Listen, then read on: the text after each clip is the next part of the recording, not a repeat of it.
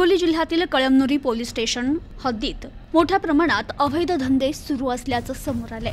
Kalamnuri police station अंतर्गत तितली भवरा जुगार खुलेआम चालू आहे। तसेच कळमनुरी पोलीस स्टेशन अंतर्गत वाळू माफियांनी देखील धुमाकूळ घातलाय।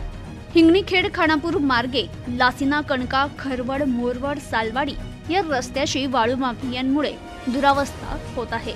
कळमनुरी शहरात देशी दारूच्या दुकानांसमोर तितली भवरा जुगार खुलेआम चालू आहे। कळमनुरी शहरात पोलीस निरीक्षक वैजनाथ मुंडे यांच्या काळात अवैध व्यावसायिकांवर चांगलीच वचक होती, मात्र त्यांची बदली होताच अवैध व्यवसाय करणारे खुलेआम कोणतीही भीती न बाळगता आपले व्यवसाय करतायत। याचा नागरिकांना नाहक त्रास सहन करावा लागतोय। कळमनुरी शहरात सुरू असलेले अवैध धंदे याकडे पोलिसांचं मात्र दुर्लक्ष होत असल्याचं दिसून येतंय।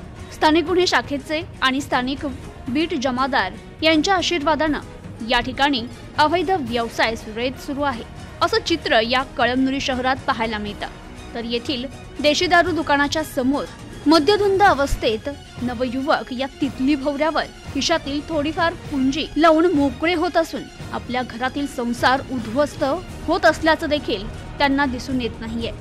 कळमनुरी शहरात अवैध धंद्यांबरोबरच चोरट्यांनी देखील धुमाकूळ घातलाय।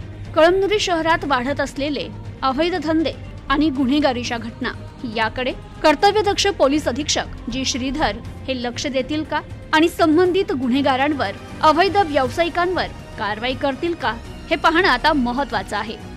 प्रतिनिधी परशुराम जाधव, न्यूज टुडे 24, कळमनुरी, हिंगोली।